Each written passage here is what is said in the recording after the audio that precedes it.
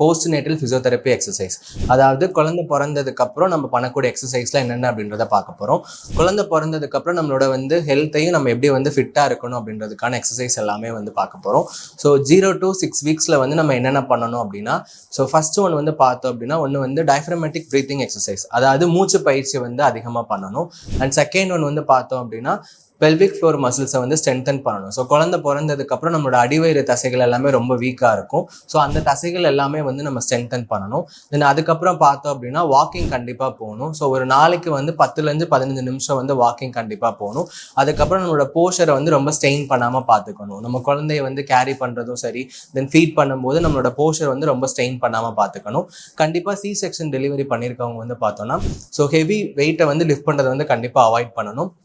தென் நம்ம இருமும் போதோ இல்லை தும்மும் போதோ நம்மளோட இன்சிஷனில் பில்லோ இல்லை டவலை சப்போர்ட் பண்ணி இருமணும். தென் அதுக்கப்புறம் பார்த்தோன்னா ஆஃப்டர் 6 வீக்ஸ்க்கு அப்புறம் நம்ம பெல்விக் பிரிட்ஜிங் இந்த மாதிரி எக்ஸசைஸ் எல்லாமே ஸ்டார்ட் பண்ணலாம். தென் ஆஃப்டர் 6 வீக்ஸ்க்கு அப்புறம் நீங்கள் ஃபிசியோதெரபிஸ்ட்டை மட்டும் கன்சல்ட் பண்ணிவிட்டு நம்மளோட என்டையர் பாடி ஸ்ட்ரெச்சஸ் மட்டும் நம்ம கண்டினியூ பண்ணணும். ஸோ நம்மளோட ஆர்ம், ஷோல்டரு, தென் நம்மளோட upper body, lower abdomen and lower bodies எல்லாமே நம்ம ஸ்ட்ரென்தன் பண்ணணும்.